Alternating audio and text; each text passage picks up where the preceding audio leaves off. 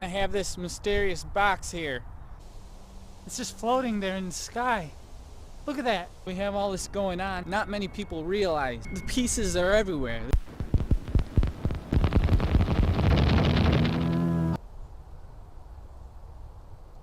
Hey, I'm at a local forest preserve.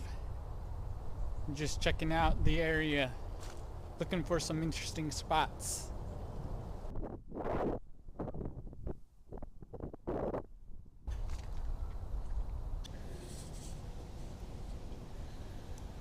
Found a grid. Another grid. It's locked. Look, there's an X at the base. It's right in the center of it, of the square.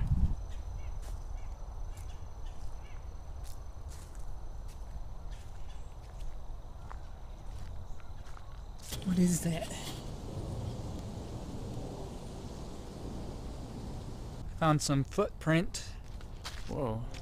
Looks like that tree's been struck by lightning or something like that. Look at that. Oh, there's like a hawk up there. Can you see that? It's just floating there in the sky. Look at that. It's just flown in the same spot. Oh, there it goes. Oh man, what? I got stuff on my hat. Oh man, are they on me? Oh no! They're all on me. Oh man, what?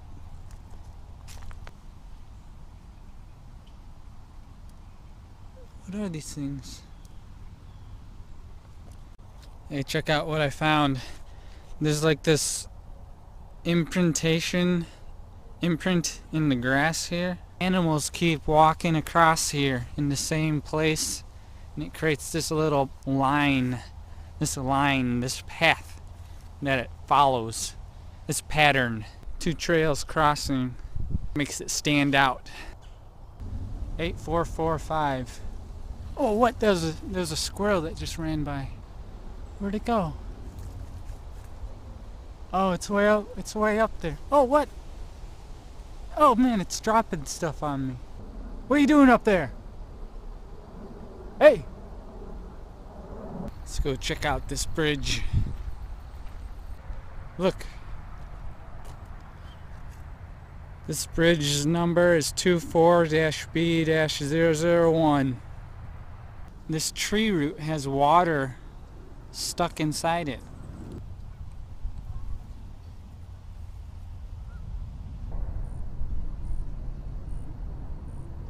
Hey everybody, it's another day and I'm at a different park and I got this mysterious box here. It has some interesting stuff inside it that I want to show you and talk about.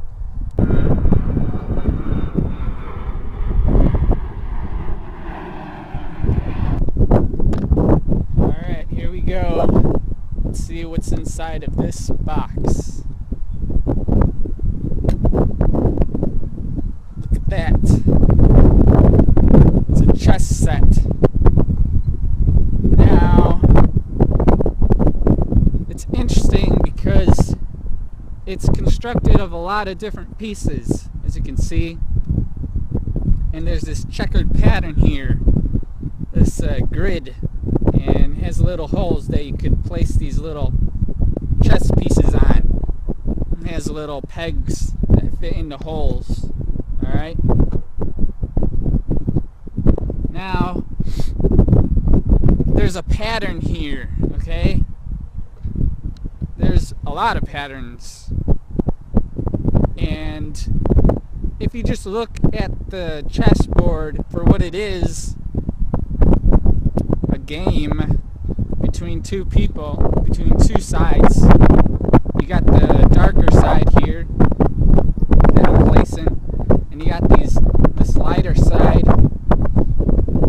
And there's these two, there's a duality going on, a contest, and I hope the wind isn't causing any audio issues. That would be not very good. But when they get on the board and they combine, put energy in. Two people have their energy diffused together on the grid. Alright? They have patterns of movement that incorporate space. So the energy moves or distorts the space. It displaces it, alright? So each chess piece has more or less energy. It has more or less capacity, energy to move space, to displace it. The different pressures involved with the patterns, alright? So like you got the pawn pieces, and it's been a long time since I've played chess, so I can't remember everything, but you know, the pawn pieces can only move like one or two spaces at the beginning, I think, and or just one space. They don't have as much energy, but there's more of them. There's a lot of them, okay? And the pieces of the chessboard, the whole dynamic is imitated in life, alright? You have the division of the lines and the spaces. In this case, you got the two sides becoming combined, becoming dissolved together, diffused, alright? All the pieces move out into the center of the grid, and they become all woven with each other as they try to complete the game, defeat the other side, become the prominent factor, prominent detail, and that sort of thing. And of course, other pieces are more capable due to their design, structure. You know, they all have a different rhythm, pattern. You have the king and the queen. So a lot of people that play chess, do they understand the deeper meanings behind it that you can kind of discover, interpret?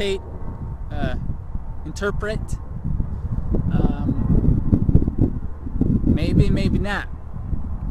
But I'm aware of all these visual patterns, and I observe them, and for many years, so I could see the similarities between different aspects of life. Okay, I notice the repetition, the sequences, the familiar structures, and that sort of thing. But younger people don't realize it because they haven't had the experience to track it, to trace it, to look back, because they don't have anything to look back on because they're so young, right? They don't have that history, you know, that story that's been progressing and changing, evolving, but repeating itself basically. And so through my art and through my observation skills, I've been able to notice these things in many different ways. So what I'm trying to do is put a language together to kind of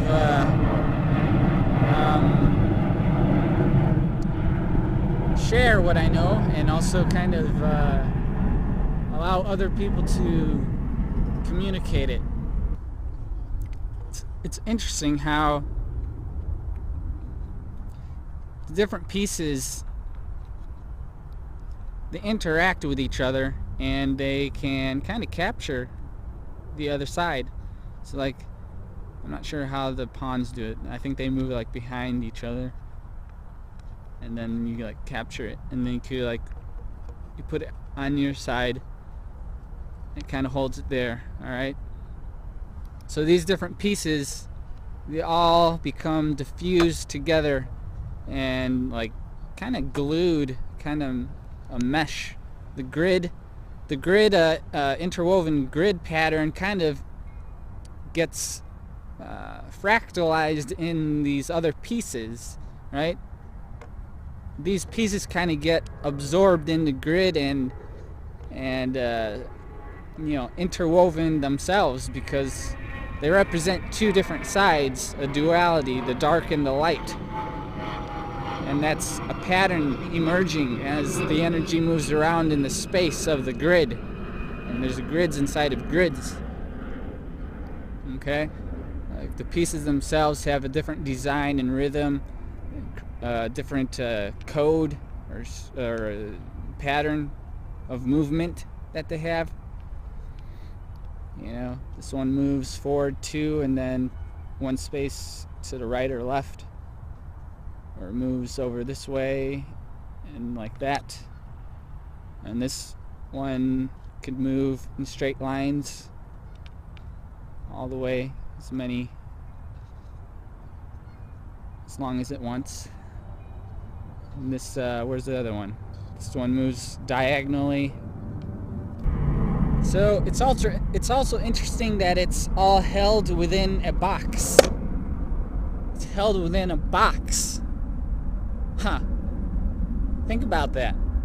What else in life is held within a box, within a container, within a capsule of some sort, where there's an inside and there's an outside, right? And something that keeps it locked in or locks out. What's being locked in or locked out? All right, we have buildings everywhere, structures with different geometries, all kind of capsule or box, even though they might not all be square or rectangular. Our bodies are boxes for energy inside it, in different pieces with different patterns and shapes, incorporating different spaces of energy that flows in different ways. And we like to think that the insides and outsides are empty, just filled with space, nothing. But in actuality, it's all something. It's all energy doing something. We just may or may not see it because we only see the sides, the darks and the lights. Okay? And where those create lines due to the concentration of the details and the pattern, creating linear, repetitive, details, it becomes something that we can trace, something that we can feel, all right? So, and these things are everywhere. They're not just in a chessboard, they're in all parts of life, okay? Now, I want to show you something else that's interesting using these pieces. Now, let's see if I'll just put them here. Hopefully I don't lose any. Actually, I'm going to try to use different objects because these are too light. So they get blown around too easily. Smaller bodies of space are more easily influenced by energy than heavier, denser objects. So I need to go find some heavier, denser objects, and then I'll show you what I'm trying to talk about. Alright, I have some rocks here, and right now they're in just an unorganized pattern. Alright, but if I align them like this, so that they're all somewhat evenly placed, you start to have this crystallization of space occurring, okay? okay? And this gets felt inside of your mind as you look at it, as you absorb the details, okay? You know, all the patterns are kind of exist at different levels in different places. You know, we're not excluded from it.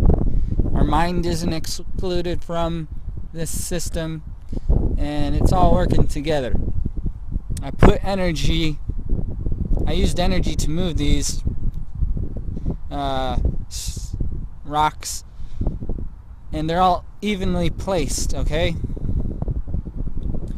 And so, because they're all uniform, your eyes are free to move across it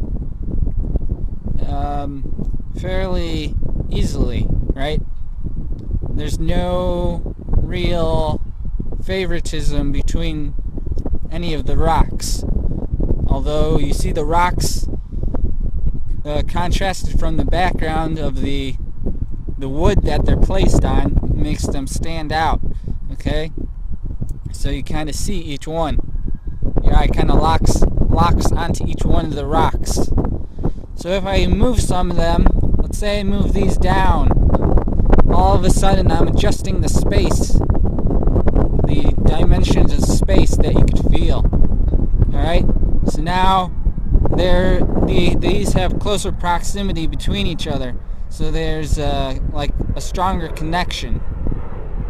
Now let's say I move these up and these up, and I adjust the proximity between the pieces.